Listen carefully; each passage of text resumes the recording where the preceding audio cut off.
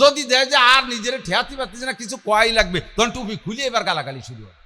বোঝা যায় যে টুপিতে আপনার এতক্ষণ মুখরে কন্ট্রোল করছে, ঠিক কিনা? সুন্নত আপনার ইমানের ঢাল, সুন্নত আপনার ইমানের বেড়া।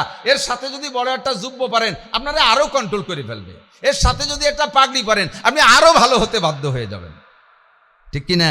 এই জন্য হক্কানি পীর মাশায়েখরা আগে এই বাহ্যিক সুন্নতগুলোর প্রশিক্ষণ দেয়, যে বাহ্যিক সুন্নত যদি ঠিক হয়ে যায় তাহলে আভ্যন্তরীণ অবস্থা অনেকটা পরিবর্তন হয়ে আসে। আল্লাহ তাআলা আমাদের আমল করার তৌফিক দান করুন। এত কথা বললাম কোন দিক তাকাইয়া? যে প্রতিকূল পরিবেশে ইবাদত করলে আল্লাহ বেশি খুশি হয়, বেশি নেকি দেয়। এই সময় প্রতিকূল পরিবেশ চলছে, এই সময় ঈমান ধরে রাখা বড় কঠিন, সুন্নতের আমল করা বড় কঠিন। নবীর জামানায় এগুলো সহজ ছিল, যার কারণে নবীর জামানায় 100 শহীদের যেই নেকি, সেই পরিমাণ নেকি আমাকে একটা সুন্নতের বিনিময় দিয়ে যাচ্ছেন আল্লাহ তাআলা। আবহাওয়া অনুকূল হইলে, মাঠটা সুন্দর হইলে, বসতে আরাম হইলে, আরো লোক যারা দাঁড়িয়ে আছে তারা কেউ দাঁড়িয়ে থাকতো না, এরাও বসতো, আরো লোক এসে বসতো। অনেকে বসে বসে উঠে চলে গেছে, ভাষা ভিজে গেছে, চলে গেছে। তারপরও যারা খেমটি খুমটি দিয়ে বসে রয়েছেন মোটামুটি জেদ করে, আপনাদেরকে আমার বিশ্বাস ভালো অনুষ্ঠান কি বলে ভালো আবহাওয়ার চেয়ে, ভালো মাটিতে বসার চাইতে আজকে এই অবস্থায় বসলে 100 গুণ বেশি নেকি দান করবে। আল্লাহ তাআলা আমাদের তৌফিক দান করুক, বলেন আমিন। আমি যে আয়াত করছি, আয়াত সংক্রান্ত 2-4টে কথা, বেশি রাত করবো না। গভীর রাত করলে আবার ফজরের নামাজ পড়তে কষ্ট হবে। এরকম 1 লক্ষ মাহফিলকে এক পাল্লায় রাখলে, আর ফজরের 2 রাকাত ফরজ নামাজের আর এক পাল্লায় রাখলে, ফজরের নামাজের পাল্লা ভারী হয়ে। যে সময় দুনিয়া থেকে সুন্নতগুলো বিলুপ্ত হতে থাকবে উম্মতের অলসতার কারণে, সুন্নত কিন্তু আমাদের থেকে মিটে যাচ্ছে অলসতার কারণে। সুন্নতের বার আমল করা তেমন কঠিন না, খেয়াল করতেছেন সবাই? সুন্নতের বার আমল করা কিন্তু সহজ, বরঞ্চ সুন্নতের তরক করা কঠিন। বুঝেন নাই কথা? দাড়ি রাখা সুন্নত না কাটা সুন্নত? বলেন না একটু? যে কয়জন রাখছে সেই কয়জন করছে, যারা কাটছে তারা করছে না। কি চালাক! দাড়ি কাটা সুন্নত না রাখা সুন্নত? রাখা গুনাহ না কাটা গুনাহ? রাখতে সহজ না কাটতে সহজ? কাটতে সহজ না রাখতে সহজ? দাড়ি রাখতে সহজ না? রাখছি তো, না কাটলি রাহা হয়ে গেল। জমিনরে আবাদ করতে 4-5 খান চাষ দিয়া লাগে, গড় আবাদ করতে কয় চাষ দিয়া লাগে? গড় আবাদ করতে চাষ দিয়া লাগে নাকি? চাষ না দিলেই গড় আবাদ হয়ে যায়, ঠিক না? তো দাড়ি না কাটলেই রাখা হয়ে যায়। কোনো ওজন আছে দাড়িতে? টের পান যারা রাখছেন? কষ্ট হয়? কোনো কষ্ট নেই, বরঞ্চ কাটতে কষ্ট, ঠিক না? দাড়ি কাটে যারা কাটেন তারা তো জানেন কতটুকু কষ্ট হয়।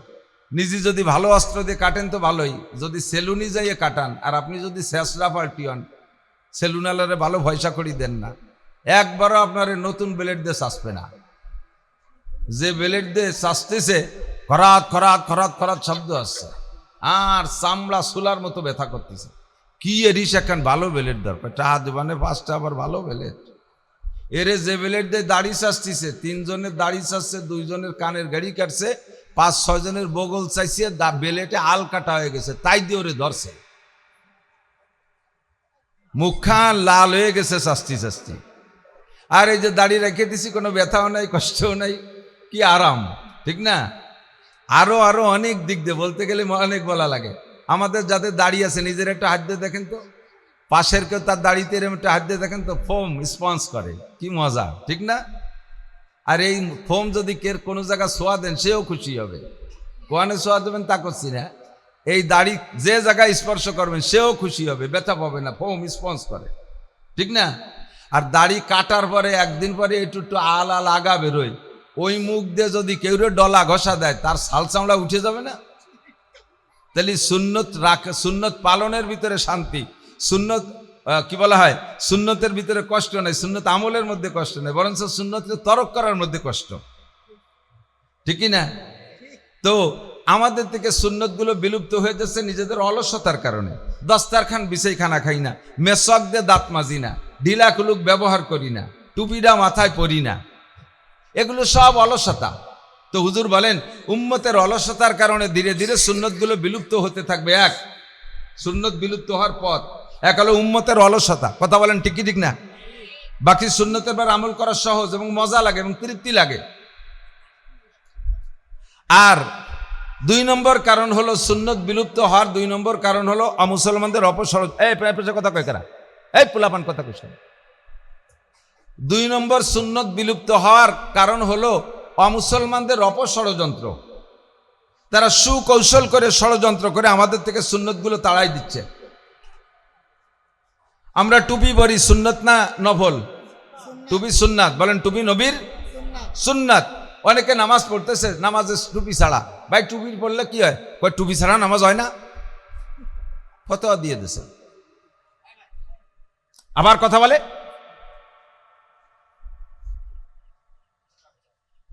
আল্লাহ। পশ্চিমেরা এখন টুপির আবার পক্ষে। মেডিকেল সায়েন্সের বিজ্ঞানীরা আবিষ্কার করেছে মানুষের মাথার চুলের ভিতর দিয়ে জার্ম জীবাণু মাথার মধ্যে ঢোকে, যার কারণে দেখবেন যত মেডিকেল কলেজ আছে, মেডিকেল স্টুডেন্ট সবাই ক্লাস টাইমেও মাথায় একটা সাদা ক্যাপ পরে। যত ডাক্তার আছে তার ডিউটির সময় সাদা ক্যাপ পরে, সাদা টুপি পরে মাথায়, কাগজ দিয়ে বানানো আর যাই দিয়ে ওকে একটা পরে।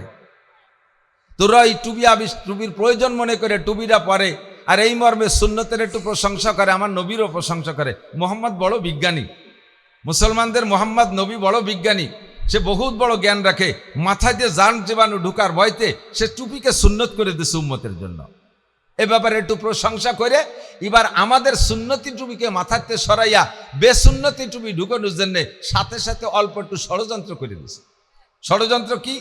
তোমাদের এই টুপি পরলে এই টুপিতে তো বারান্দা নাই, খরায় চোখ নষ্ট হয়ে যেতে পারে, চোখে ছায়া পড়ে না। তোমরা যে টুপি পরো এই টুপিতে বারান্দা নাই, বারান্দা না থাকার কারণে ছায়া পড়ে না, চোখ খারাপ হয়ে যাবে, এই রোদ্রের তাপে চোখ নষ্ট হবে। কাজেই টুপি তোমাদের বড় ভালো জিনিস, তোমাদের মোহাম্মদ বলেছেন এটা ভালো কাজ, তবে এর সাথে একটা বারান্দা লাগাই নাও। পরামর্শ দিচ্ছে কোন দিক দেখছেন? আমার স্বাস্থ্যসম্মত পরামর্শ, অপষড়যন্ত্র। আমার স্বাস্থ্যসম্মত পরামর্শ, যে পরামর্শটা আমার খাইতে বাধ্য আমি, যে সত্যিই তো চোখের সামনে যদি টুপির সাথে একটা বারান্দা চায় তাহলে খরা লাগে না, বৃষ্টি টিষ্টি আইসে ডাইরেক্ট ফুট চোখের মধ্যে যায় না, ইত্যাদি ইত্যাদি উপকার আমার বুঝাইতে স্যার আমি বুঝে ফেলাইছি।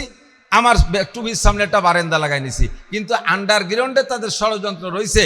টুপির সামনে বারান্দা লাগাইলে তো চোখের সামনে লাগাতে হবে, আর এই চোখের উপরে বারান্দায় যদি এখানে লাগাই দেয় টুপির সাথে, তাহলে বারান্দালা টুপিতে সিজ দেওয়া দিতে পারবে না, নামাজও পড়তে পারবে না। ষড়যন্ত্র রয়েছে আন্ডারগ্রাউন্ডে, এই টুপিতে নামাজ হবে না, এই টুপিতে নামাজ পড়া যাবে না। এই টুপিরে যদি ঘুরাইয়ে পিছনে দেয়, পিছনেলা কয়জন হাসতি তালে থাকে যে ক্যাপের বারান্দা ভাসে দিলি দেখলি তো হাস্যকর হয়ে যায়, যার কারণে এই টুপিতে নামাজ হবে না। কি সুন্দর করে টুপিও ঠিক রাখছে, সাথে সাথে এটা সুন্নতি টুপি থেকে আলাদা সরাই ফেলাইছে। দস্তারখান বিছিয়ে খানা খাবেন, দস্তারখান বিছিয়ে খানা খাইলে তার উপরে খানা পড়বে। দস্তারখান কোরআন শরীফে আছে, কোরআন শরীফের ভিতরে অসুফরাতিন কেরামিম বারারা। সুফরা মানে দস্তারখান, সৌদি যারা গেছেন তারা শুনেছেন, তারা দেখেছেন, ওরা এই দস্তারখান বিছিয়ে আরবিতে সুফরা বিছাও, সুফরা বিছাও। সুফরা, সুফরা মানে দস্তারখান, কোরআন শরীফের আয়াত। অন্য আয়াতের মধ্যে সে মায়দাতাম মিনাস সামা, আল্লাহ পাক আসমান থেকে মায়দা নাজিল করছে। মায়দা মানে দস্তারখান, এক দস্তারখান ভরে খানা দিছে, বড় খাঞ্চা ভরে দিছে, বড় প্লেট ভরে দিছে, ড্যাক ভরে ডেকসি ভরে খানা পাঠাইছে। এটা বলে নাই, এভাবে পাঠাও নাই, দস্তারখান ভরে হযরত ঈসা আলাইহিস সালাতু ওয়াস সালামের উম্মতের জন্য আল্লাহ খানা পাঠাই দিছে। দস্তারখান বিছিয়ে খানা খান, খানার সামনে নিজে নতজন হয়ে খানা খান, দস্তারখানের উপরে খানা পড়লে তুলে খান। আর দস্তারখানে যখন বসবেন তখন বসার সুন্নতের পরে আমল হবে, একটু ছোট হয়ে নিচু হয়ে বসবেন, পেটটায় চাপা লাগবে। খাদ্য খাইবেন, খানা পেটের 3 ভাগ করে, 3 ভাগের 1 ভাগ ভাত খানা খাবেন, 1 ভাগ পানি খাবেন, 1 ভাগ পেটে খালি রাখবেন ইবাদতের জন্য। এটা হলো সুন্নতি খানা হয়। কিন্তু আমাকে এই সুন্নতি খানার থেকে বিরত রাখার জন্য, এখান থেকে সরাই দেওয়ার জন্য, দস্তারখান নিচে থেকে সরাই দেওয়ার জন্য সুন্দর একটা বুদ্ধি দিয়েছে। না এভাবে খাইলে পুরো পেট ভরে খাওয়া যায় না, কি পরিমাণ রান্নাবান্না করছে, ওই কাজু বাজু দিয়ে কুজো হয়ে খালি খাবার তো বেশিরভাগই খাইয়ে যে আপনার খাওয়ায় না, পুরো টান টানে সোজা হয়ে বসবেন, টেবিলের পর খাবার রেখে বাঁশের তল্লা বাঁশের সুঙ্গ টান টানে খালি গাদাতি থাকবেন। খাইতেও সুবিধে, মাজায় ব্যথা হবে না, কুজোয়া লাগবে না, বুড়িওয়ালা পেটওয়ালা নিচিয়ালা উঁচুওয়ালা সবাই সোজায় খাতে পারবে। ফাঁকে তল দিতে দস্তারখান সরাই ফেলাই দিয়েছে। মেসাক আমাদের সুন্নাত, মেসাকের ভিতরে হাজারো বরকত। মেসাক দিয়ে রেগুলার দাঁত মাজলে তিক্ত গাছের ডাল দিয়ে 1 নম্বরে দাঁতের উপকার, 2 নম্বরে হজমি শক্তির উপকার, 3 নম্বরে চোখের পাওয়ার বাড়ে, 4 নম্বরে চেহারা নূর বাড়ে। এগুলো হলো আমার বাহ্যিক উপকার। আর নবীর সুন্নতের উপকার হলো, যদি কোনো ব্যক্তি 5 ওয়াক্ত ওযুতে মেসাক করে ওযু বানায় নামাজ পড়ে, 1 ওয়াক্ত নামাজের বিনিময়ে আল্লাহ তাআলা তাকে 70 ওয়াক্ত নামাজের সওয়াব দান করে। নামাজ পড়বেন, 1 ওয়াক্ত সওয়াব পাবেন, 70 ওয়াক্ত নামাজের এত বড় লাভ আমাকে সেখানে মেসাকের মধ্যে রেখেছে। 2 নম্বর, মেসাকের দ্বারা মেসাক ব্যবহার করলে আপনার আভ্যন্তরীণ শক্তি বাড়ে। মেসাক ব্যবহার করলে নবী পাক বলেছেন, যেই ব্যক্তি রেগুলার মেসাক করে 5 ওয়াক্ত নামাজে বা যখনই অজু করে তখন অজুর সাথে অজুর সময় পকেটে একটা মেসাক থাকবে, মেসাকটা বের করে পাশে একটা ডলা দেবে। 3 বার ডলা দেওয়ার সাথে সাথে আল্লাহ পাক তাকে এই মেসাকের আমলের কারণে 100 শহীদের সওয়াব দান করে। মেসাকে কয়শো শহীদ? 100 শহীদের সওয়াব।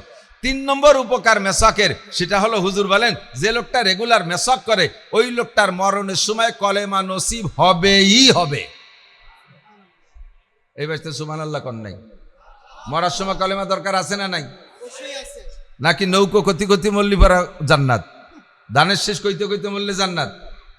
হ্যাঁ, কোন মার্কায় আমাকে জান্নাত দিতে পারবে? একটা মার্কায় আমাকে জান্নাত দেবে, সেটা হলো কলেমার মার্কা। জোরে বলেন কি মার্কা?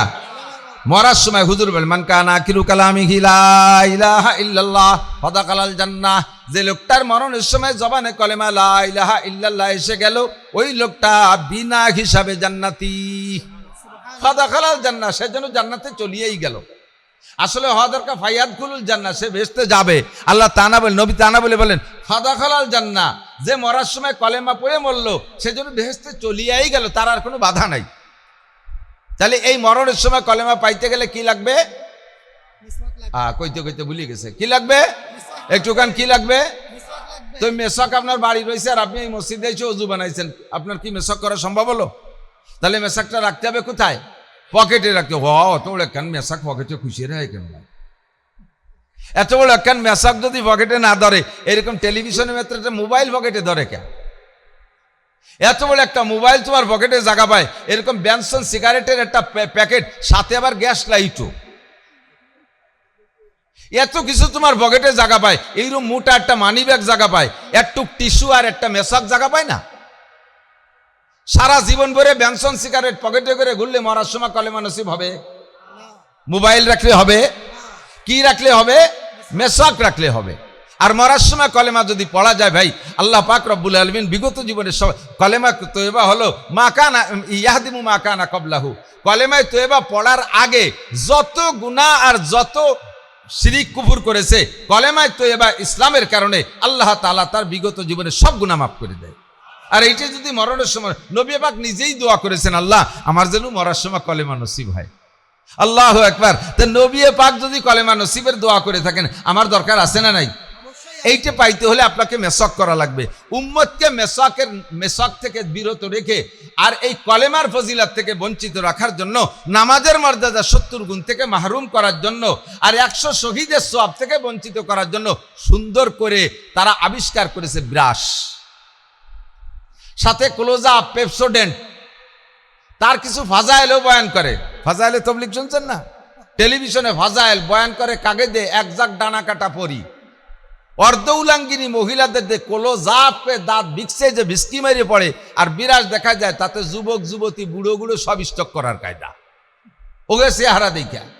আর এই পেপসোডেন্ট আর ক্লোজআপ আর বিরাজ দিয়ে দাঁত মাজা শিখিয়ে দেওয়ার কারণে এর ফাজাইলও বয়ান করে দিয়েছে। সেভাবে সবাই তা গ্রান্ট করে নিছে, এমন সুন্দরভাবে বয়ান দিয়েছে যাতে আলেম উলামা পীর মুরিদ সবাই এক কথায় সে কথাটা মেনে নিয়ে গেছে, হ্যাঁ সত্যি এটা উপকারী। আর তখনই সব সেই বিরাজ আর পেপসোডেন্টের ভক্ত হয়ে গেছে, অনায়াসে পকেট থেকে মেসাকটা বেরোয় চলে গেছে। খুব সুন্দর করে ষড়যন্ত্র করে দেখেন কি কায়দায় মেসাক থেকে আমাদেরকে বঞ্চিত করছে। ভালো করে মনে রাখবেন। বসো শোনা, বসো। যদি কোনো বিরাসের দাম হয় 1 কোটি টাকা, যদি কোনো বিরাসের দাম হয় 1 কোটি টাকা, আর কোনো দাঁতের মাজন বা পেস্ট পাউডারের দাম হয় 1 লক্ষ টাকা, আল্লাহর কসম 1 কোটি টাকা দামের বিরাস দিয়ে আর 1 লাখ টাকা দামের পেস্ট দিয়ে আপনি 1000 বছরও যদি হায়াত পান, বিরাস করেন আর দাঁত মাজেন, হয়তো দাঁত মাজার লাভটা আপনার হতে পারে, কিন্তু মেসাকের যে সুন্নতের সওয়াব, খুদার কসম এই সওয়াব আপনি পাবেন না। এটা আপনার গাছের ডালই লাগবে। ষড়যন্ত্র করে আমার থেকে টুপি সরাই দিয়েছে, ষড়যন্ত্র করে আমার টেবিলে উঠে দিয়েছে, খানার সময় দস্তারখান থেকে বঞ্চিত, ষড়যন্ত্র করে আমার থেকে মেসাক সরাই দিয়েছে। রাতভর বলতে পারবো তাদের ষড়যন্ত্রের শিকার আমরা কি পরিমাণ। সুন্নতের সব সুন্নত আমাদের থেকে সরাই দিয়েছে। নবী আলাইহিস সালাম বলেন, এইরকম মুহূর্তে মান তামাসসাকা বিসুন্নতি ইনদা ফাসাদে উম্মতি ফালাহু আজরু মিয়াতি শাহীদ। দুনিয়ায় এভাবে বিলুপ্ত হতে থাকবে। তোমরা যদি সুন্নতকে জিন্দা করার উদ্দেশ্যে একটা সুন্নতের পর আমল করো, আল্লাহ পাক তোমাদেরকে 100 শহীদের সওয়াব দান করবে। আমলের পার্থক্য শুনে নাও। আমলের পার্থক্য, ইমানের পার্থক্য বললাম। সাহাবায়ে কিরামের ইমানের চাইতে আখেরি জামানার উম্মতের ইমানের দাম 100 গুণ বেশি। সাহাবায়ে কিরামের আমলের চাইতে আখেরি আপনাদের এই জামানার উম্মতের আমলের দাম কত বেশি? 100 শহীদের সওয়াব। বলেন কত? বাঙালি শহীদ না, বাঙালি শহীদ ওই যে 21শে ফেব্রুয়ারিতে কলা গাছের গলা কেটে গেন্দা ফুলের মালা দেয় শহীদ। ও কটা শহীদ কি শহীদ না? হয়ে গেছে কেউ। ওই কয়েকজন মারা যাওয়ার পরে, মৃত্যুর পরে তৎকালীন ক্ষমতায় যারা ছিল বাংলাদেশের বড় বড় উলামা ইকরামদেরকে ডেকে নিয়ে গেছে, নিয়ে বলছে হুজুর কন্ত আমাকে এই উপলক্ষে যারা মরছে যে ভাষার আন্দোলনে, এরা কি শহীদ কিনা বলেন তো। এখন হুজুররা দ্বিমুখী বিপদে পড়ে গেছে। আমরা তো সব সময় পড়ে যাই, কারণ আমরা বিপদে একদিকে আপনাকে কাছ থেকে দান পাট কুষ্টা মুষ্টা চাইল খুদ বাসটাস কালেকশন করা লাগে, আবার হক কথা কোয়া লাগে। হক কথা করতে গেলে আপনাকে গায়ে পড়ে, গায়ে পড়লে আবার বাস কালেকশন করতে গেলে আহিয়ালা বাস দিয়ে দেন। এই যে বিপদে পড়ে যাই আমরা। তখন হুজুররা ওই নেতাকে সামনে যায়, এই কয়েকজন শহীদ কি শহীদ না এই বলতে যে থামিয়ে গেছে, চুপ করে বসে রয়েছে। 1-2 ঘন্টা চলে যাচ্ছে। কন হুজুর কন, তাড়াতাড়ি কন, আমাকে কালকে দিবস পালন করতে হবে। আর হুজুররা কিছু কয় না। হুজুরকে ভয় হলো যদি শহীদ বলে দেই আর অরিজিনাল শহীদ না হয়, তাই তো ও পাশে যে ডান্ডা বেড়ি খাতি হবে। আর যদি শহীদ না এই কই, তাহলে ইরা আমাকে ধরে ডান্ডা বেড়ি দেবে, জেলে ডুববে। কি করবো, কি কব না কব, এই বলে সব হুজুর চুপ করে বসে রয়েছে। তো নেতারা একটু হুজুরকে একজনের সাহায্য করছে। হুজুর, এক নেতা, হুজুর আপনি ভয় পাচ্ছেন কেন? কন কিছু কন। কি কব, আমরা দ্বিমুখী ঝামেলায় আছি। কি আপনাকে ঝামেলা তো বুঝতে পারলাম না। আপনাকে কাছে তো শুনছি যে শহীদের লাশ মাটিতে পচে না, তাই না হুজুর? জি হ্যাঁ, শহীদের লাশ মাটিতে পচে না। তো বলে দেন যে কজনের শহীদ বলতেছে ওই কজনের কবর খুঁজে দেখুন, তো 3-4 মাস আগে মরছে। যদি লাশ পচে তাহলে শহীদ না, না পচলি শহীদ। কয়ে দেন কয়টা লাশ খুঁজে দেউ। হুজুররা লাইন পেয়ে গেছে, হ্যাঁ তাহলে লাশ খুঁজে দেখতে হবে, কবর খুঁজে দেখতে হবে, পচলি শহীদ না আর না পচলি শহীদ। নেতারা আপনারা বাড়ি যান, যা কর দরকার আমরা কই নেবানি। হুজুরকে বাড়ি ফাটাই দিয়ে তারপরে তে শহীদ। বাংলাদেশে অনেক এলাকায় ঘুরবেন, আমাদের 7 পার বলতে যাবেন, মাঝে মাঝে দেখবেন সাইনবোর্ডে লেখা আছে শহীদ হরিপদ, শহীদ রমেশ চন্দ্র। রমেশ চন্দ্র কোনোদিন শহীদ হয় না, হরিপদ কোনোদিন শহীদ হয় না। শহীদ হইতে আব্দুর রহমান লাগে, শহীদ হইতে আব্দুর রহিম লাগে, শহীদ হইতে জামাল কামাল লাগে, শহীদ হইতে আব্দুল্লাহ আব্দুল খালেক আব্দুল মালেক লাগে, শহীদ হইতে মুসলমান লাগে, শহীদ হইতে ইমান লাগে। কতক্ষণ তারপরেও যদি কেউ শহীদ হয়, এই শহীদ আর সাহাবা শহীদ কি এক দরে বিক্রি হবে? ওহুদের বদরের সৈনিক, বদরের যুদ্ধ করেছিলেন 313 জন। কয়জন? 313 জন। তার ভিতরে 299 জন ফিরে আসছে, আর 14 জন ওখানে শাহাদত বরণ করেছে। এই কিছুদিন আগে গিয়েছিলাম, আমার কাছে ছবিতে আছে বদরি শহীদদের একটা প্লারে বদরি শহীদদের 14 জনের নাম লেখা আছে। আল্লাহু আকবার। ওই 14 জনের নামের পাশে দাঁড়াইছি, আমার মনে হচ্ছে যেন আমি জান্নাতের একটা নতুন স্বাদ উপভোগ করতেছি। বুকটা আমার ঠান্ডা হয়ে আসতেছে। মনে হচ্ছে যেন আমি ওখানে দাঁড়ায় যে দোয়া করবে সেই দোয়া আল্লাহ কবুল করবে। যে কয়জন শহীদ হয়েছে তারা তো শহীদ, আর যে কয়জন বেঁচে ছিলেন, খেয়াল করেন, যে কয়জন বেঁচে ছিলেন তাদেরকে আল্লাহ তাআলা কত সম্মান দিয়েছে। যে বদরি সৈনিক যারা বেঁচে আছে, ফিরে আসছে 299 জন। এই 299 জন যদি বদরের যুদ্ধের পরে মরণকাল পর্যন্ত এক ওয়াক্ত নামাজও না পড়ে, তবুও তাদেরকে গুনাহ লেখা হবে না, তবুও তারা বিনা হিসাবে জান্নাতি। এত সম্মানে সম্মানিত করেছে তাদেরকে। আর সেখানে যারা 14 জন শাহাদত বরণ করেছে, তাহলে এই শহীদের মর্যাদা কত বেশি। ওহুদের প্রান্তরে 70 জন শহীদ শুয়ে আছে, সৈয়দুল শুহাদা, সমস্ত শহীদদের নেতা হামজা রাদিয়াল্লাহু তাআলা আনহু ওখানে শুয়ে আছে। গসিলুল মালাইকা, আরে ভাই এদিক তাকান। আমার বাংলাদেশের যত বড় দামি দামি শহীদ হোক না কেন, কেউরে আকাশে উঠাইলে ফেরেশতারা গোসল করায় পরে পালকিতে ফাটাই দিচ্ছে, এরকম কোনো দুটি একটা শহীদ আছে নি কোনো? আনে যাকে যাকে শহীদ দিবস তো কতই বানাচ্ছি, দিবস পালন করতেছি, মিনার বানাচ্ছি, কতটা বানাচ্ছি, এক শহীদ রকম পাই নেই। আর ওহুদ প্রান্তে যে 70 জন শাহাদত বরণ করেছে, তার ভিতরে একজন হানজালা রাদিয়াল্লাহু তাআলা আনহু, যার কিসসা শুনেছেন, যাকে ফেরেশতারা আকাশে উঠাই নিয়া জান্নাতের পানি দিয়ে গোসল করে আবার নিচে নামাই দিয়ে গেছে। এই 70 জন ওই জায়গায় শোয়া আছে। তাহলে বোঝেন সেই শহীদদের কেমন দাম। হুজুর বলেন, আমার সাথে যারা ওহুদ বদর খন্দরকে যাইয়া বিভিন্ন যুদ্ধে যায় যারা ইসলামের পক্ষে লড়াই করতে করতে শাহাদাত বরণ করেছে, এই রকম শহীদের 100 শহীদের যেই নাকি আমার আখিরি জামানার উম্মত একটা সুন্নতের পর আমল করলে আল্লাহ তাকে সেই পরিমাণ নেকি দান করবে। কারণ আমার সাথে থাইকা আমি নবীর উপস্থিতিতে গলা কাটায় দেয়া যত সহজ, খেয়াল করে না ভাই, আমি নবীর উপস্থিতিতে আমার সাথে থাইকা আমার ডাকে সাড়া দিয়া গলা কাটায় দেয়া যত সহজ, একটা সময় আসবে হাতে নখ রাখছে ফ্যাশন নখ, মহিলারা ফ্যাশন নখ রাখে না, সেম কোয়ালিটি অফ শুয়োর নি, শুয়োরের নখ কাটে সপ্তাহে, শুয়োরে সব শুক্রবারে নখ কাটে না, সোমবারে কাটে, বছরে একবার কাটে, সারা জীবনে কাটে। শুয়োরের নখের মতো লম্বা লম্বা নখ রাখবে। আরে সাহাবায়ে কিরাম, তোমরা আমার সাথে থাইকা গলা কাটায় দিয়া যত সহজ, ওই সময়কার মানুষের হাতের নখ লম্বা রাখছে, এই নখ কাটা অত সহজ হবে না।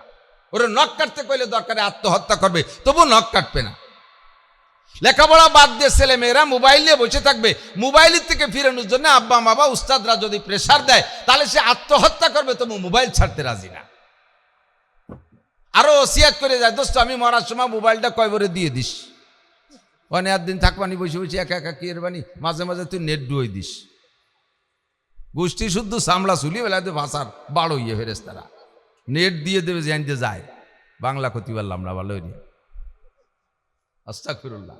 তো এই সময় আমল করা বড় কঠিন, সুন্নতের পর আমল করা বড় কঠিন, কতক্ষণ ঠিক না? ছেলেতে যদি দাড়ি রাখে, আব্বার মুখে দাড়ি নাই, আব্বাই ছেলেরে ব্যঙ্গ করে, এরকম ভালো ভালো আল্লাহ আব্বা আছে না, ভালো ভালো আল্লাহ আব্বা না, দামড়া আব্বা। ছেলেতে দাড়ি রাখছে, কলেজে পড়ে স্টুডেন্ট, চরমুনা পীর সাহেবের মুরিদ, জামাতে ইসলামের কর্মী, অথবা দাওয়াত ও তবলিগের সময় লাগাইছে, দাড়ি রেখে বেলাইছে। আব্বাই ছেলের তুই এই বয়সে দাড়ি রাখছিস, তোর কি দাড়ি রাখার বয়স হয়েছে নাকি? আল্লাহ বলছে যে দাড়ি রাখার বয়স হয়েছে, তাই দাড়ি দিয়েছে, আর ওর আব্বা কয় দাড়ি রাখার বয়স হয়েছে, তাহলে আল্লাহর সাথে মাত্র বাজিয়েছে না? আল্লাহ তো বুঝে শুনেই দাড়ি দিয়েছে। প্রত্যেকটা মানুষ আমরা জন্মের সময়, আমরা এখানে যারা জন্ম নিয়েছি নিয়মতান্ত্রিকভাবে, আমাদের জন্মের সময় মাথায় চুল ছিল না, চুল নিয়ে জন্ম নেই, কম থাকুক বেশি থাকুক সবার মাথায় চুল। মাতৃগর্ভে 4 মাসের ভিতরে আমার বডি তৈরি হয় নাই, 4 মাসের মাথায় যে বডি হয়েছে একটুকেরটা, এই একটুক বডিরে আর 4 মাসের ভিতরে একটুক পরিমাণ মতো 2.5-3 কেজি বানাইছে। এর ভিতরে 2.5-3 মাসের ভিতরে আমার মাথায় এত বড় বড় চুলও দিয়ে দিছে। যে আল্লাহ তাআলা মাতৃগর্ভে থাকা অবস্থায় মাথায় এত বড় চুল দিতে পারলেন, ওই আল্লাহ তাআলা মাতৃগর্ভে থাকা অবস্থায় একটু দাড়ি দিতে পারতেন না? দাড়ি না দিয়ে চুল দিয়েছে, চুল দিয়ে দাড়ি দেয় নেই কেন? চুলের মর্যাদা আর দাড়ির মর্যাদা এক না, চুলের মশলা দাড়ির মশলা এক না। চুলের মশলা হলো জন্মের পরে 7ম দিন চাইছে বেলায় দিতে হবে, আর দাড়ির মশলা হলো এ গজানোর পরে আর খুরকেসি লাগানো যাবে না। দাড়ি বলে সম্মানী অঙ্গ। হুজুর বলেন কি বলে, যে ব্যক্তি মান আকালা মিন হাজির শাজারাতিল মুনতিনা ফাজাররুহু বিউনুকিহি ওয়ালা তাকুজ বিলিহিয়াতিহি। হুজুর বলেন, যে ব্যক্তি দুর্গন্ধযুক্ত জিনিস খাইয়া মসজিদের মধ্যে আসে, হাত্তা লাহসানাল বাসাল, তামুক, জর্দা, বিড়ি, সিগারেট, মদ, গাঁজা, ইয়াবা, ভেন্সিলিন, হিরোইন, এমনকি পিঁয়াজ রসুন কাঁচা খাইয়েও যে গন্ধ হয়, এই অবস্থায় যারা মসজিদে আসে, যার রুহু বিউনুকিহি, ওর গলা ধাক্কায় বের করে দাও, ওয়ালা তাকুজ বিলিহিয়াতিহি, ওর দাড়ি ধরবা না, দাড়ি বড় সম্মানী, দাড়িতে হাত দেবা না। বাচ্চা জন্মের পরে 1-2-3 মাস পরে যখন অয়েল ক্লথের পর গড়াগড়ি করা শেখে, একটু শীত হয়, একটু কাইতে, একটু বুট হয়, তাহলে পলিথিনের উপরে অয়েল ক্লথের উপরে বাচ্চা পায়খানা করে দিয়ে সারা গায়ে মাখায়। এরকম বাচ্চা দেখছেন কি দেন নাই? দৈরে মুট করে মুখিও দেয় কি দেয় না? তাহলে মাথার তো চুল চাইছে ফেলাই দিছি, মাথার সম্মান, চুলের সম্মান শেষ। এবার দাড়ি তো কাটাও যাবে না, চাষাও যাবে না, তো পেশাব পায়খানায় দিয়ে মাখায় নেবে, দাড়ির যত্ন বুঝবে না। দুধের বাচ্চা, সে দাড়ির সম্মান মর্যাদা বুঝবে না, দাড়ির ভিতরে পেশাব পায়খানা মাখায় নেবে, দাড়ি অসম্মানী হবে। এই জন্যে আল্লাহ তাআলা সম্মানী দাড়িটা তার জন্মের সাথে সাথে দেয় নাই। কখন তারে দাড়ি দিয়েছে? যে সময় সে ডাইন বাম বোঝে, বাঁশবাগানে দাঁড়ায় বিভিন্ন দিক হ্যালো হ্যালো করতে বোঝে, কার সাথে কথা ক্ষতি হবে না হবে সব বোঝে, এই সময় ইত্যাদি ইত্যাদি বোঝে। সেই সময় 16-17 বছর বয়স, ওই সময় তারে দাড়ি দিয়েছে। যেহেতু তুমি প্রেম প্রীতি বোঝো, যেহেতু তুমি নারী প্রেম ভালোবাসা বোঝো, দুনিয়ার অনেক কিছু বোঝো, কাজে এখন তুমি দাড়ির সম্মানও বুঝবা। তাই বুঝে 16-18 বছর বয়সে আল্লাহ তারে দাড়ি দিয়ে দিয়েছে। আর 25 বছরের ছেলে দাড়ি রাখছে। আব্বা কয়, তোর কি দাড়ি রাখার বয়স হয়েছে? তা আল্লাহ বুঝিয়ে বা সময় মতো দাড়ি দিয়েছে, আর ওর বাপ কয় যে দাড়ি রাখার বয়স হয়নি। তা আল্লাহর চাইতে 1 লাইন বেশি বুঝিয়ে বেলাইছে না? এই কথা বলার সাথে সাথে বাপ বেঈমান হয়ে যায়। এই মুহূর্তে যেই বাপে দাড়ি রাখে নাই, ছেলেতে দাড়ি রাখলে বাপে যদি ধিক্কার দেয়, তার দাড়ি রাখা সহজ না কঠিন? কঠিন না? কঠিন না তার দাড়ি রাখা? ছেলেতে দাড়ি রাখছে, মাও ছেলেরা ধিক্কার দেয়, তোর আব্বা জো সাবালে গল না, তুই বুড়ুয়ে গেলি কে? ওর বাপ দাড়ি রায় না বলে সাবালে গল, তুই বুড়ুয়ে গেলি কে? এই কথা যদি মাতে কয়, তাহলে ছেলের মুখে দাড়ি রাখা সম্ভব? যুবক স্বামীতে দাড়ি রেখে বেলাইছে, স্ত্রীতে ঠাট্টা করে, তোমার আমার বর চাচার মতো দেয়া যাচ্ছে, দাড়ি রাখছে বলে বর চাচার মতো দেয়া যাচ্ছে। অন্য কোনো তাই না, চুল দাড়ি কিছু পাকে নাই, খালি রাখি বেলাইছে, তাতেই বলে বর চাচার মতো দেয়া। তো হুজুর কয় এই সময় সুন্নতের বার আমল করা বড় কঠিন। এই সময় সুন্নতের বার আমল করলে এক একটা সুন্নতের বিনিময়ে আল্লাহ 100 শহীদের সওয়াব দান করবে। জোরে কন্যা সুবহানাল্লাহ। আমার প্রাণপ্রিয় দোস্ত বন্ধু, হাসির ভিতর দিয়ে সব কথাটা আপনি অর্জন করে নেবেন, মূল জিনিসটা আপনি ধরে নেবেন। কিয়ামতের ময়দানে আল্লাহ তাআলা এক এক সময় এক এক রূপ নিয়ে আত্মপ্রকাশ করবেন। একবার আল্লাহ তাআলা গফফার নামের সাথে, গফফার, আপনাকে ইনার নাম তো আব্দুল গফফার, উনি কিন্তু গফফার না। মোহতামিম সাহেব কি আব্দুল গফফার, ওই গফফারের বান্দা। ওনারে খালি গফফার করলে কবিরা গুনাহ হবে। কেউ খালি গফফার করে বললে ডাকবেন না। ওনার মুরব্বী যারা আছেন তারা কেউ ওনাকে গফফার করে ডাকবেন না, আব্দুল গফফার। গফফার কার নাম? জোর হলো না? কার নাম গফফার? আর আল্লাহর বান্দা হলো আব্দুল গফফার, ঠিক না? তা আল্লাহ তাআলা গফফার নামের সাথে আত্মপ্রকাশ করবেন। আত্মপ্রকাশ করিয়ে এবার গফফার মানে পরম ক্ষমাশীল, পরম ক্ষমাশীল। যে যেভাবে পারে সালে সুতোয় বাহানায়, হুজুর বলছে না লাস্টে 3টে খেসি মারবে, বেলসা মারিয়ে 3 গেড়োয় লক্ষ লক্ষ কোটি কোটি কে আল্লাহ পার করে দেবে। এইগুলো কারা? এই চিল্লে এই মাদ্রাসার হুজুর রাখো, শিক্ষক রাখো, এর বুঝতে থাকলে বাকে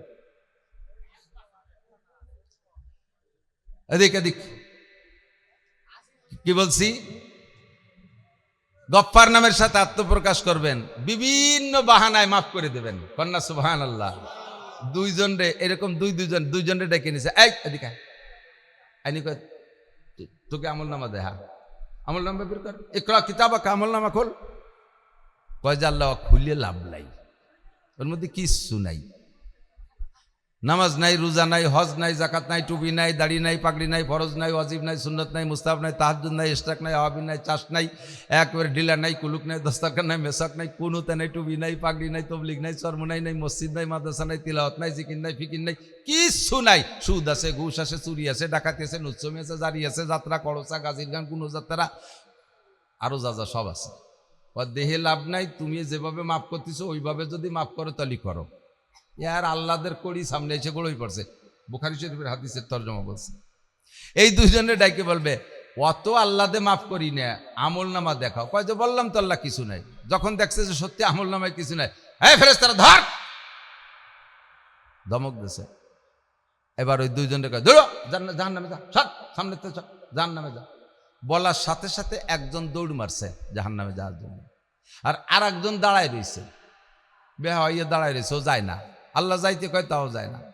যে চলে যাচ্ছে তারে আগে ফিরেছে, যে ও যদি জাহান্নামে লাফ দিয়ে পড়ে তাতে আবার একটা উঠুন, একটা ঝামেলা।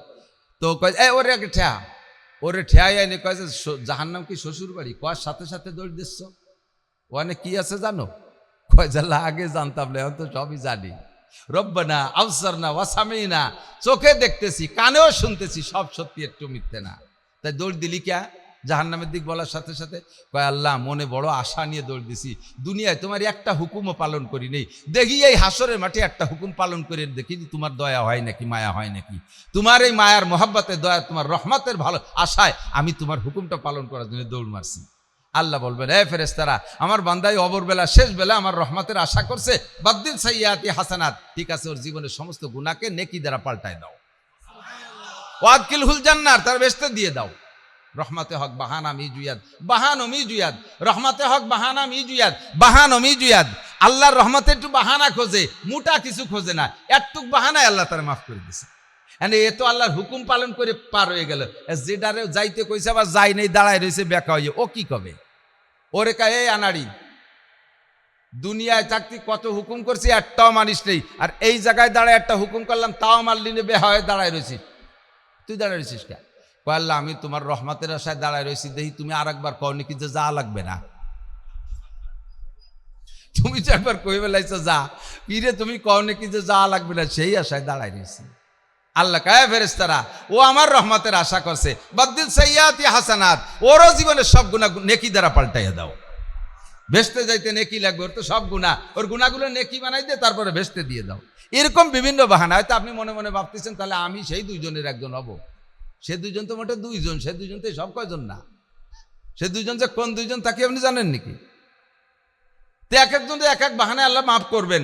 এবার একজনকে লাস্ট ফিনিশিং ডেকে নিয়েছে, তার কিচ্ছু নাই, তার সম্পর্কে আল্লাহ তাআলা ঘোষণা দেন, খুযুহু ফাগুল্লুহু সুম্মাল জাহিমা সাল্লু সুম্মা ফি সিলসিলাতিন যারউহা ৭০ যিরাআন ফাসলুকু। দারুন ধার, পিঠ মুড়া দে, গুগু মুড়া দে, গলার উপর দে শিকল দে, হাঁটুর নিচে দে ঢুকই দে, গলা আর হাঁটুর এক জায়গা টাইট কর। গলারে যদি হাঁটুর সাথে বাঁধে আর কি এসে আর ভালো বেড়ি হয়? ডান্ডা বেড়ি দেয় ঠ্যাঙে হাতে, তারপরে একটু খুঁড়াই খুঁড়াই হাঁটতে পারে, কিন্তু গলারে যদি টাইট করে হাঁটুর সাথে দলারে বাঁধে, আটার কোনো কায়দা থাকে? টেনিস বল হয়ে গেছে, এরকম গোল হয়ে গেছে। ফেরেশতারা টান দিয়ে জাহান্নামের দিকে নিচ্ছেন। রহমতে আলম নবী মুহাম্মদ রাসূলুল্লাহ সাল্লাল্লাহু আলাইহি ওয়াসাল্লাম পাশে বসে তাকাচ্ছে। নামটা আবার মুসলমান নাম। নামটা কি? মুসলমান নাম। বুঝে আসতেছে মুসলমান। কোনো দিক দিয়ে হুজুরও তারা সুপারিশ করার কোনো স্কোপ পাচ্ছেন না। লাস্টে দেখে যে ওই লোকটার মুখে দাঁড়িয়েছে। এবার সে আবার কথা বলে, এইগুলো কানে আসলে আমি কথা বলতে পারি। আল্লাহ, এদিক তাকান ভাই। নবী আলাইহিস সালাম চাইতেছে যে কোনোভাবে আমার এই উম্মতকে পার করানো যায় নাকি। ইতিমধ্যে নজর পড়ে গেছে ওই লোকটার মুখের দিকে, দেখে যে একেবারে সুন্দর দাড়ি, নামাজ নাই, রোজা নাই, হজ নাই, জাকাত নাই, ফরজ ওয়াজিব কিচ্ছু নাই, শুধু আছে মুখে চারটে দাড়ি। যে লোকটা জীবনেও স্লিপ করে পশ্চিম দিক পড়ে না, আষাঢ় খালিও উল্টো দিক পড়ে, ঈদের দিনও বোর সাথে মারামারি বাদে এই দিন নামাজ পড়ে নাই, বাপের জানাজার দিন সেদিনও বাগানে দাঁড়ায় দাঁড়ায় বিড়ি খাইছে, শুক্রবারে জুমার দিন টেলিভিশনের সামনে করে বসে থাকে, শুক্রবারে কি হয় তার জানা নেই, কোনো কিছু কোনো আমল নেই। এই লোকটার মুখে দাড়ি, এ কি সুন্নতের নিয়তে দাড়ি রাখা লোক? ও আন্তর্জাতিক খ্যাতি সম্পন্ন কিরপিন, দাড়ি কাটতে পয়সা লাগে, সেই ভয়তে দাড়ি কাটি নাই, তাই ধুয়ে দেশে রয়ে গেছে।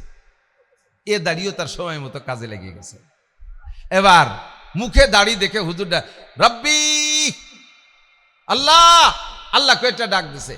আল্লাহ ভাই ফেরেশতারা দাঁড়াও, আমার দোস্ত ডাক দিল কেন, কি যেন পাইছে? কি দোস্ত? কয় আল্লাহ বান্দা তোমার নাফরমানি করছে, তোমার দোজকও তোমার, অর্ডারও তোমার, তোমার অর্ডার মিস করার মতো কেউ নাই, দোজকে সে যাবেই যাবে, তোমার বান্দারে তুমি দোজকে দিয়ে দাও। তবে আল্লাহ তোমার বান্দার মুখে আমার সাইডে সুন্নত দেখা যাচ্ছে, আমার এই দাড়ি যেন আগুনই পড়ে না। আমি নবীর সুন্নতি দাড়ি তার মুখে দেখা যাচ্ছে, আল্লাহ মেহরবানি করে দাড়ি কটা খুলিয়ে রেখে তোমার বান্দা তুমি দোজকে দিয়ে দাও, আমার দাড়ি আমার সুন্নত একটু খুলিয়ে রাখো, দাড়ি শহরে দোজকে দিতে হবে। আল্লাহ কয় না, তাও হয় না, তা তো হয় না, তাহলে তো তুমি মিথ্যেবাদী হয়ে যাও। কিভাবে আমি মিথ্যেবাদী হব?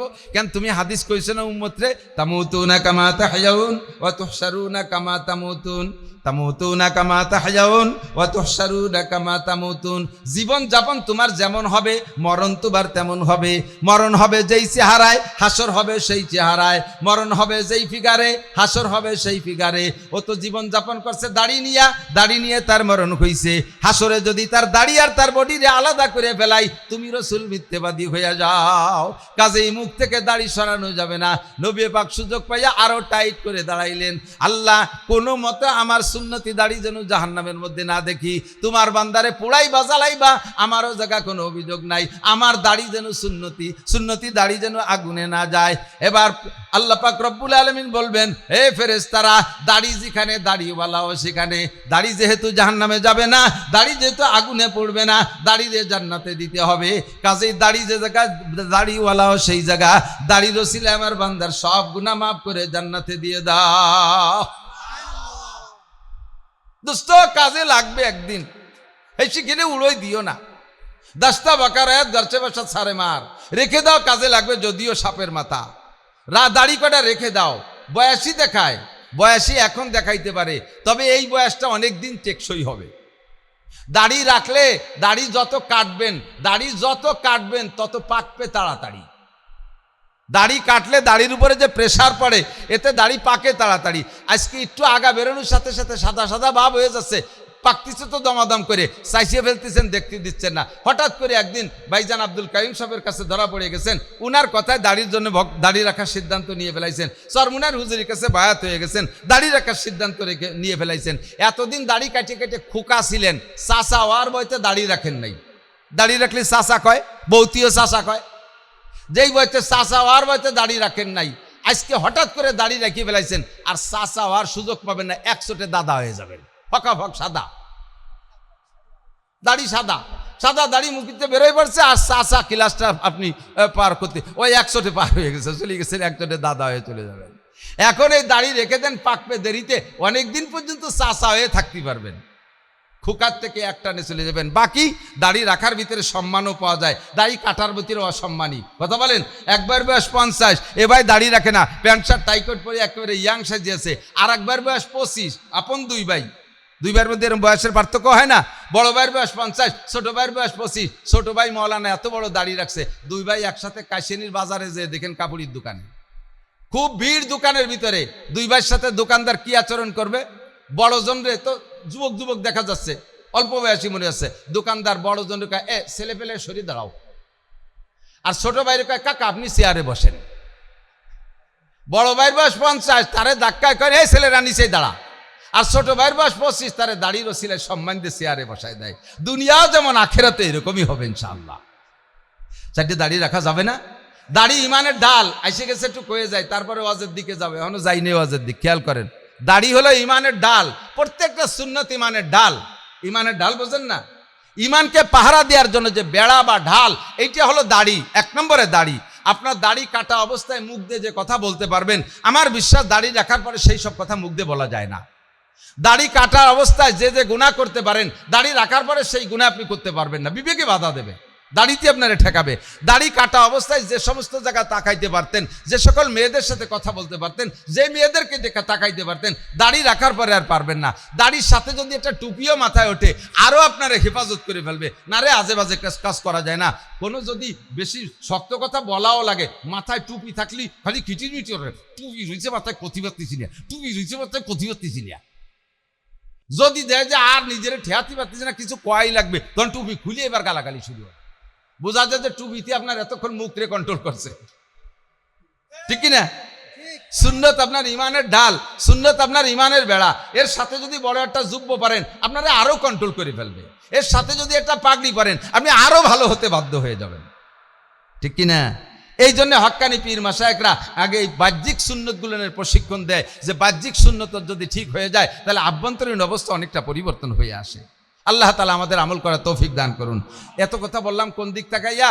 যে প্রতিকূল পরিবেশে ইবাদত করলে আল্লাহ বেশি খুশি হয়, বেশি নেকি দেয়। এই সময় প্রতিকূল পরিবেশ চলছে, এই সময় ইমান ধরে রাখা বড় কঠিন, সুন্নতের আমল করা বড় কঠিন। নবীর জামানায় এগুলো সহজ ছিল, যার কারণে নবীর জামানায় 100 শহীদের যেই নেকি, সেই পরিমাণ নেকি আমাকে একটা সুন্নতের বিনিময় দিয়ে যাচ্ছেন আল্লাহ তাআলা। আবহাওয়া অনুকূল হইলে, মাঠটা সুন্দর হইলে, বসতে আরাম হইলে, আরও লোক যারা দাঁড়িয়ে আছে তারা কেউ দাঁড়িয়ে থাকতো না, এরাও বসতো, আরও লোক এসে বসতো। অনেকে বসে বসে উঠে চলে গেছে, ভাষা ভিজে গেছে, চলে গেছে। তারপরও যারা খেমটি খুমটি দিয়ে বসে রয়েছেন মোটামুটি জেদ করে, আপনাদেরকে আমার বিশ্বাস ভালো ভালো আবহাওয়ার চেয়ে, ভালো মাটিতে বসার চাইতে আজকে এই অবস্থায় বসলে 100 গুণ বেশি নেকি দান করবে। আল্লাহ তাআলা আমাদের তৌফিক দান করুক, বলেন আমিন। আমি যে আয়াত করছি, আয়াত সংক্রান্ত 2-4টে কথা, বেশি রাত করবো না। গভীর রাত করলে আবার ফজরের নামাজ পড়তে কষ্ট হবে। এরকম 1 লক্ষ মাহফিলকে এক পাল্লায় রাখলে, আর ফজরের 2 রাকাত ফরজ নামাজের আর এক পাল্লায় রাখলে, ফজরের নামাজের পাল্লা ভারী হয়ে যায় না, বোঝে নাই? তাহলে মাহফিলের দাম বেশি না নামাজের দাম বেশি? যেই মাহফিল করতে করতে ফজরের নামাজ ছুটে যায়, খুদার কসম ওই মাহফিলে কোনো হিদায়ত নেই, ওই মাহফিলে কোনো হিদায়ত নেই, ওর দ্বারা কোনো ফায়দা হবে না। কাজেই নির্দিষ্ট সময় ছেড়ে দেবো ইনশাআল্লাহ। কথা খেয়াল করতেছেন তো সবাই? খেয়াল করবেন তো ইনশাআল্লাহ? যা বলবো সামনে অল্পক্ষণের ভিতরে ইনশাআল্লাহ দোয়া করে দেবো, ভয় নাই। খুব জরুরি কয়েকটা কথা আমি কোরআন শরীফ থেকে নিয়ে আসছি। নবী আলাইহিস সালাতু ওয়াস সালাম আপনাদেরকে নিয়ে যেমন আমি এখন কথা বলতেছি, আমরা বক্তারা কথা বলছি, হুজুর আলাইহিস সালাম সাহাবা কিরামদেরকে নিয়ে এভাবে বসতেন, বসে কথা বলতেন, বেশিরভাগ মসজিদে নববীতে। মদিনায় যাওয়ার পরে, মক্কায় থাকাকালে মক্কায় কাবার চত্বরে বসার সুযোগ দিত না। আবু জাহেল, আবু লাহাব, উতবা, সাইবা, ওলীদ ইবনে মুগীরা, এই বড় বড় লিডাররা হুজুরকে মাঠে বসতে দিতেন না। হযরত আরকাম রাদিয়াল্লাহু তাআলা আনহুর বাড়ি হুজুর বসতেন, সেখানে বসে ছাত্রদেরকে পড়াইতেন। মদিনায় যে হুজুর মসজিদে নবাবিতে স্বাধীন মনে বয়ান করতেন। আবার কখনো কখনো কারেন্ট তো নাই, সে সময় তো কারেন্ট ছিল না, গরমের সময় ভিতরে যদি গরম লাগে হুজুর পাহাড়ের ছায়ায়, পাহাড় ছিল উঁচু উঁচু, পাহাড়ের পাদদেশে ছায়ায় যাইয়া সাহাবায়ে কিরামদেরকে নিয়ে আসরের পরে বসে ছায়া জায়গা বসে বসে কিছু বয়ান করতেন। কি হলো, বৃষ্টি নামতেছে? বাপরে বাপ, মেঘ ডাক দেশে, তাই এই অবস্থা। হরিণীর মতো, হরিণ এত সতর্ক প্রাণী, ওর পেটের মধ্যেও যদি ডাক দিয়ে ওঠে মনে করছে বাঘের শব্দ নাকি, ঠু ওঠা 3-4 মাইল দৌড়ে ফেলে। উম্মত হজের মাঠে হরিণীর চাইতে সতর্ক, ডাক দেশে মেঘে নিজের পেটের মধ্যে গুড়ুম গুড়ুম করে উঠছে। আরে ভাই, যতটুকু ঘর আছে আর আমরা যে কয়জন মানুষ ভিতরে ইনশাল্লাহ বসতে পারবো, ভিতরে অসুবিধা নেই, ঠিক আছে না? সংক্ষিপ্ত কথা চলে আসি। তো হুজুর আলাইহিস সালাতু ওয়াস সালাম সাহাবায়ে কিরামদেরকে নিয়ে বয়ান করতেছেন। এই বয়ানের ভিতরে যে মেঘের আওয়াজ না, এই আওয়াজ টের পাচ্ছি। আওয়াজটা কোন জায়গা থেকে আসতেছে? আকাশে মেঘের থেকে আওয়াজ না, এই আওয়াজ একরকম আওয়াজ, ট্রাকের টায়ার বাস্টলে আর একরকম আওয়াজ, টিনি টিনি বাড়ি দিলে আলাদা রকম আওয়াজ, কাঠে কাঠে বাড়ি দিলে আলাদা আওয়াজ, ঠিক কি ঠিক না? প্রত্যেক আওয়াজ আলাদা আলাদা রকম। তো আজকে একটা আওয়াজ আসছে মাটির নিচ থেকে, এই আওয়াজটা কেউ কোনোদিন এরকম আওয়াজ শোনে নাই। নতুন আওয়াজ শুনে সাহাবায়ে কিরাম মাটির নিচ থেকে আওয়াজ সব আচমকা খেয়ে গেছে। হুজুর আলাইহিস সালাতু ওয়াস সালাম জিম ধরে গেছেন। চতুর্দিক থেকে মদিনার মানুষ হুজুরের দিকে আসতেছে, হুজুর নিচের থেকে আওয়াজ, তাকে ইসরাফিল আলাইহিস সালাম সিংহায় ফু দিল, কিয়ামত হবে নাকি, এইগুলো হুজুর জিম ধরে গেছে। মদিনাওয়ালারা ভয় পেয়ে দৌড়িয়ে আসতেছে। হুজুর চক্ষু বন্ধ করে কিছুক্ষণ থাকার পরে সাহাবায়ে কিরাম বললেন, আয়ু সাউতিন হাজি হাজি ইয়া রাসূলুল্লাহ, হুজুর এটা কিসের আওয়াজ? হুজুর বললেন, এটা একটা নতুন আওয়াজ। কিসের আওয়াজ? কয় যে আল্লাহ পাক রব্বুল আলামিন জাহান্নামকে পরিপূর্ণ উত্তপ্ত করে কমপ্লিট করে এবার জাহান্নামের উপরের থেকে একটা পাথর ছেড়েছিলেন। যেদিন জাহান্নাম কমপ্লিট হয়ে গেছে সেই দিন একটা পাথর ছাড়ছে, ওই পাথরটা আজকে জাহান্নামের তলদেশে গিয়ে পড়ছে। বোঝেন নাই? তাহলে হুজুর এই পাথরটা ওজন কতটুক? হুজুর বলেন, জিবরাইল আমাকে জানাই দিছে, এই পাথরটা যদি জমিনের উপরে রাখা হয় আর সারা পৃথিবীর সমস্ত মানুষ যদি একসাথে এই পাথরটার উঁচা করার চেষ্টা করে, তাহলে মাটির থেকে 1 আঙ্গুল পরিমাণ উঁচু করতে পারবে। এত ভারী পাথর জাহান্নামের উপরে থেকে ছাড়ছে, আর সেই পাথরটা আজকে যে নিচে পড়ছে, কত লক্ষ কোটি বছর আগে ছাড়ছে আল্লাহই ভালো জানে, আর আজকে নিচে যে পড়ছে সেখান থেকে একটা শব্দ আছে, এই শব্দটা সেই শব্দ। তাহলে অনুমান করেন জাহান্নাম কত গভীর। সাহাবায়ে কিরাম শুনিয়ে তাদের তো দিল নরম, কান্নাকাটি শুরু করে দিয়েছে। হুজুর, তাহলে জাহান্নামের এই গভীর, এত গভীর জাহান্নাম, জাহান্নামের উপরে যারা থাকবে ভাসমান, তারা কোনো না কোনো ভালো মানুষের নজরে পড়বে, হক্কানি উলামায়ে কিরামের নজরে পড়বে, পীর মাশায়েখদের নজরে পড়বে, জান্নাতি প্রথম কাতারের মানুষের নজরে পড়বে, নবী রাসূলদের নজরে পড়বে, সুপারিশ করে তারা তাদেরকে জান্নাতে নিয়ে যাবে। যে মানুষগুলো এত গভীরে থাকবে তারা তো সচরাচর ভালো মানুষের নজরে পড়বে না। এই মানুষগুলোর কি উপায় হবে? তারা এত নিচেই থাকবে। হুজুর বললেন, তাদের সুপারিশ করার কেউ থাকবে না।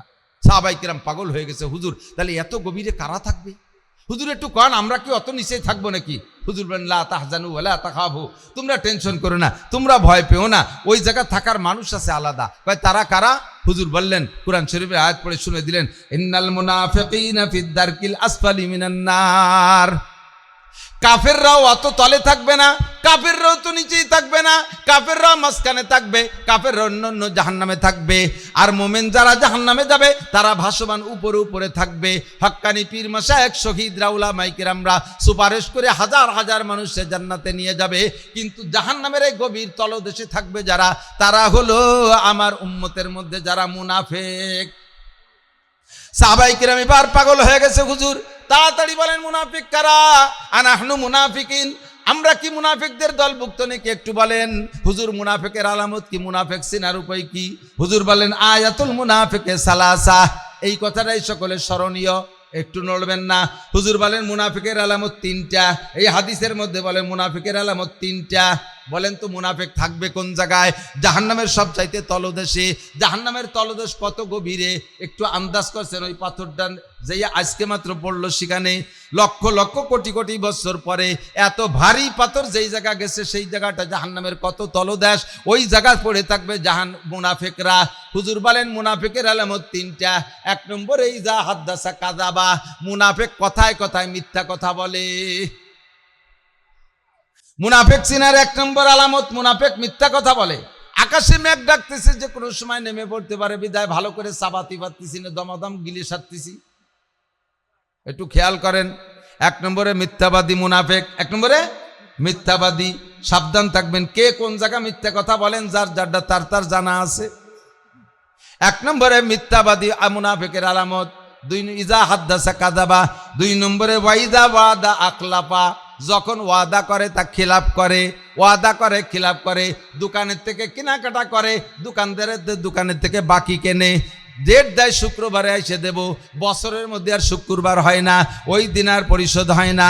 মানুষের কাছে লেনদেন করে, টাকা পয়সা কর্জ লেনদেন করে, একটা নির্ধারিত টাইম দেয়, সেই টাইমের মধ্যে টাকা দেয় না, বছরের পর বছর ঘুরায়। এমন করে বিভিন্ন জায়গা, যত জায়গা আছে ওয়াদা করে, ওয়াদা খিলাফ করে যারা, তারা দুই নম্বর মুনাফিকের আলামত। তিন নম্বর হুজুর বলেন ওয়াইদা তুমিনা খান, মুনাফিকের তিন নম্বর আলামত হলো মুনাফিকের কাছে কিছু আমানত রাখলে তা খেয়ানত করে।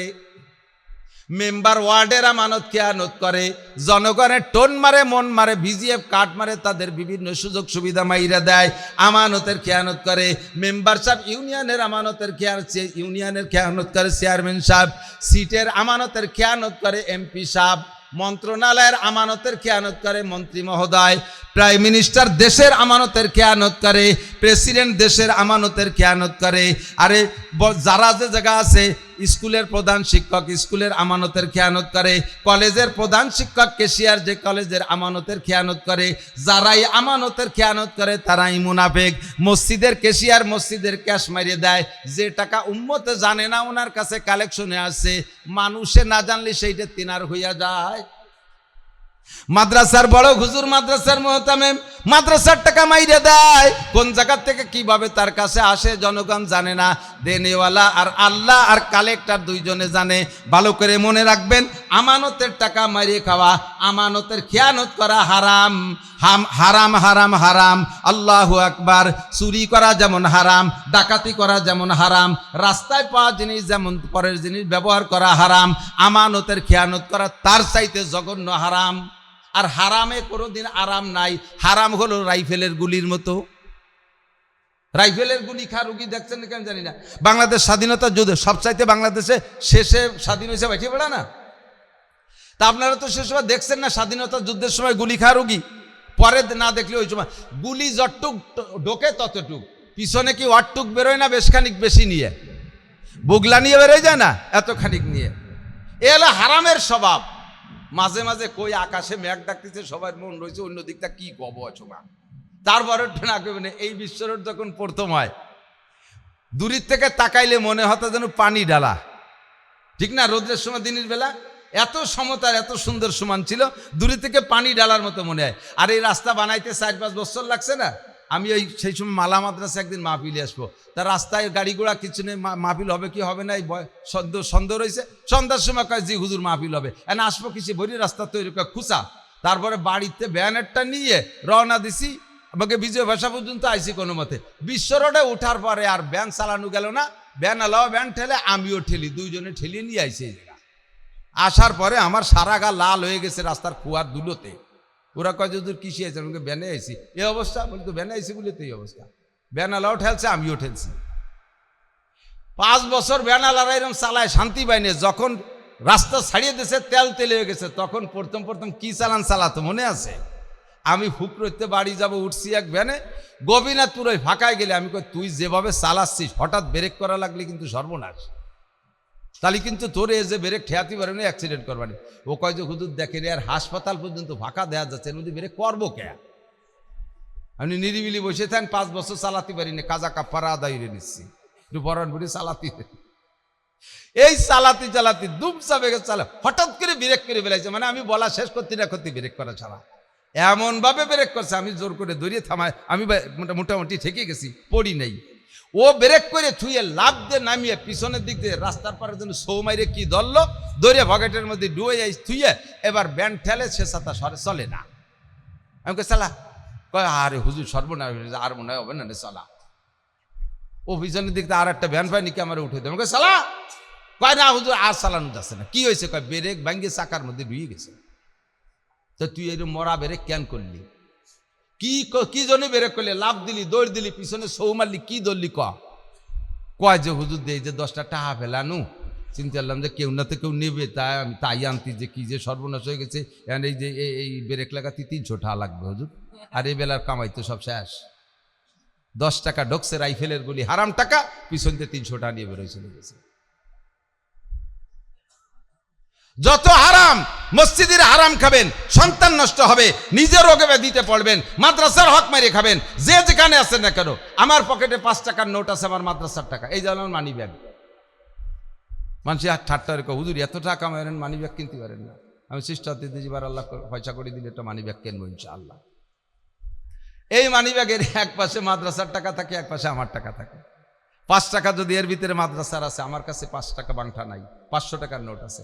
দোকানের থেকে পান খাবো, আল্লাহর কসম, আমি মাদ্রাসার 5 টাকা দিয়ে পান খাইলে খাইতে পারি, পরে ওই 5 টাকা দিয়ে দিলেও দিতে পারবো। আমি ওই 5 টাকা দিয়ে পান খাই না। আমি আমার 500 টাকা বাঙ্গায় আমি পান খাবো, তুমি মাদ্রাসার 5 টাকা খাবো না।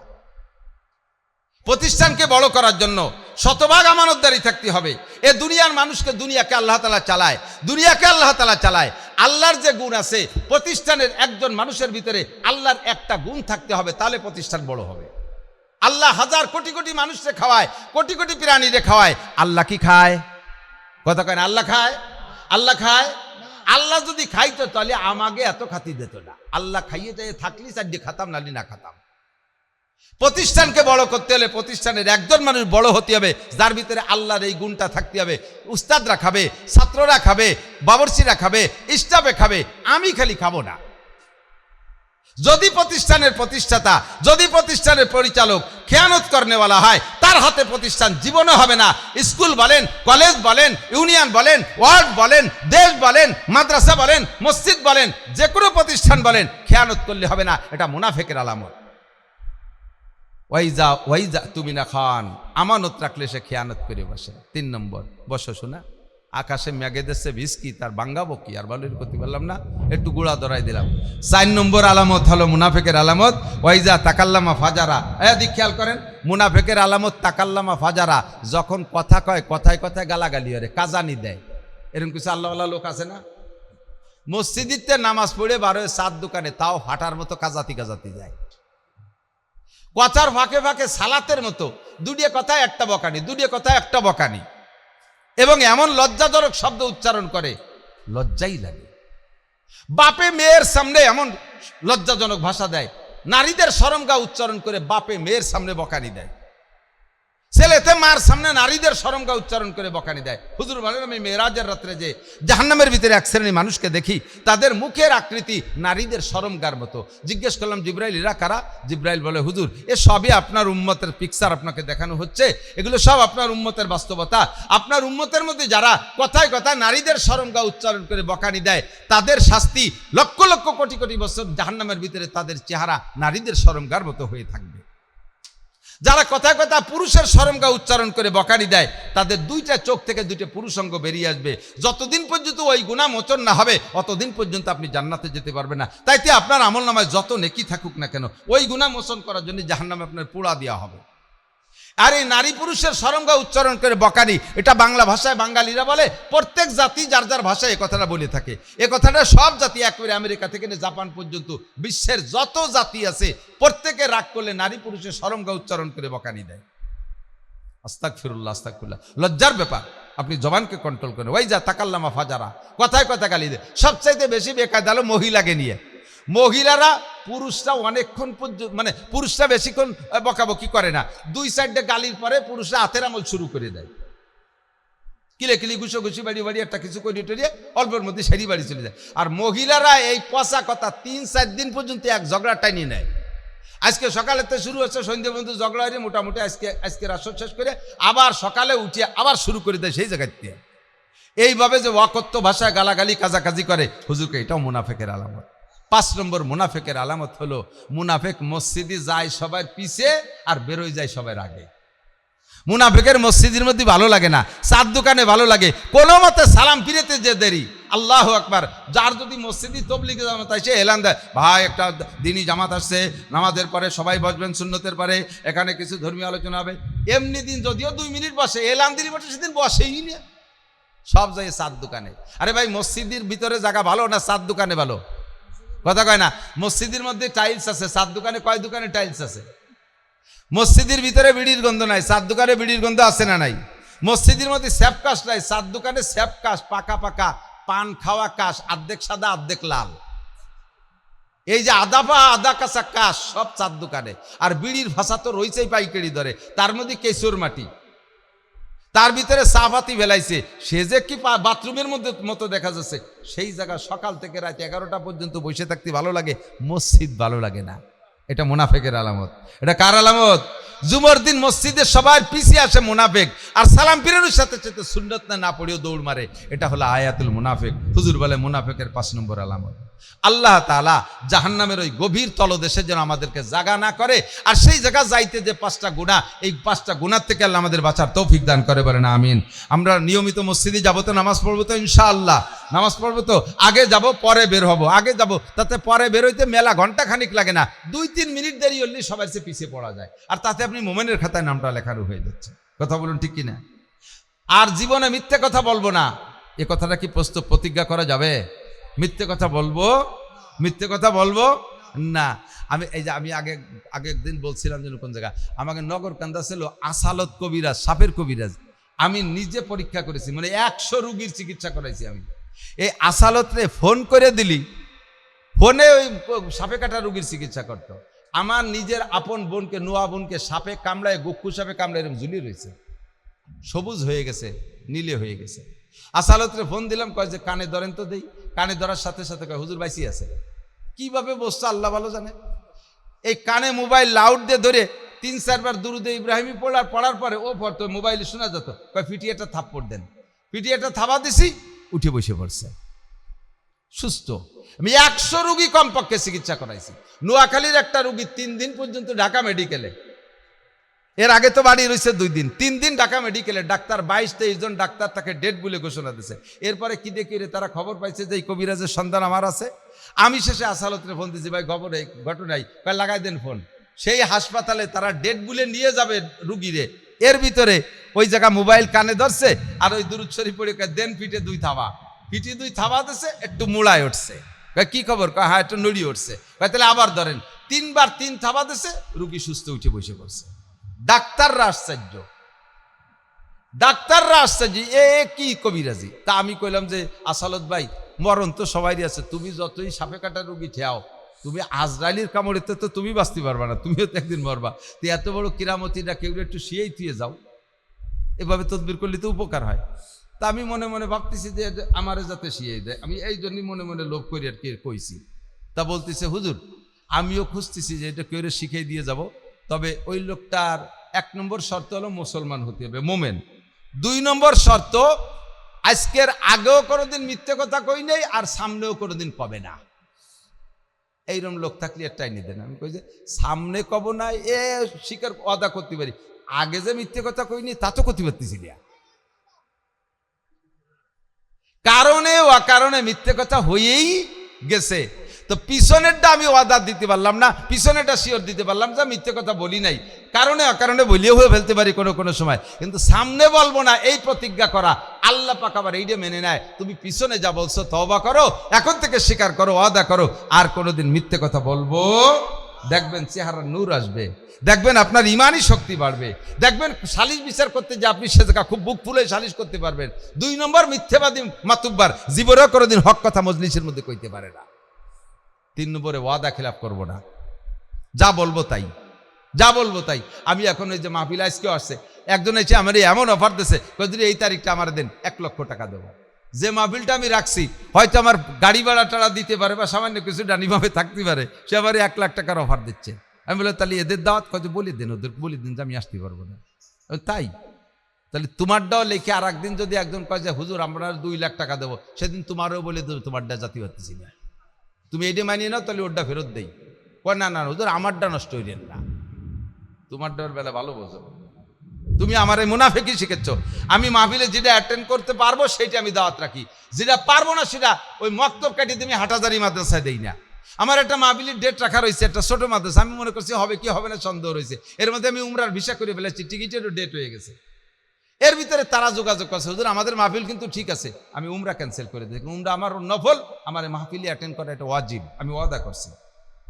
আমি আগে পৌঁছে যাই, পিছে খুব কমই পড়ি আল্লাহর রহমতে। আমি কখনো মাহফিল ক্যান্সেল করি না, মাহফিল মিস করি না। 5টা দাওয়াত রেখে বক্তারা 2 হাজির হয়, 3 মাইর দিয়ে চলে যায়। এই সমস্ত মুনাফেকদের দিয়ে ওয়াজ করে কোনোদিনও সেই ওয়াজে হেদায়ত হবে না। আমারও যে হেদায়ত হবে কি হবে না তা আমি জানি না, তবে আমি যেটা বলি আমার অন্তর থেকে যেটা আমি যেটা আমল করতে পারি সেটা আপনাদের সামনে আমি পেশ করি সাধ্য অনুযায়ী। আমি যদি কেউ টাকা কর্জ দেবো বলে ডেট দিচ্ছি অমুক তারিখে কর্জ দেবো, সেই দিন আমি তার বাড়ি আগোই টাকা দিয়ে আসি। দুঃখের বিষয় আমার আগোই দেওয়া টাকা সে আমার টাইম মতো দেয় না, পরে দেওয়ার সময় কয় তুমি দিয়ে যে উপকার করছিলে ফিরিয়ে নিয়ে তার চেয়ে ক্ষতি হইলে। এত বড় বেকায়দা উম্মতের ভালায় পড়ছি। তাহলে ওয়াদা খিলাফ করবো না, মিথ্যে কথা বলবো না, অকথ্য ভাষায় গালাগালি করবো না, আর আমানতের খেয়ানত করবো না, আর মসজিদে আগে আগে যাব। এই 5টা কথা কি মনে রাখা যাবে? ইনশাআল্লাহ মনে রাখা যাবে। তাহলে মনে রেখে 10 জন মানুষও যদি আমল করেন তাহলে আজকের মাহফিল সফল, আলহামদুলিল্লাহ।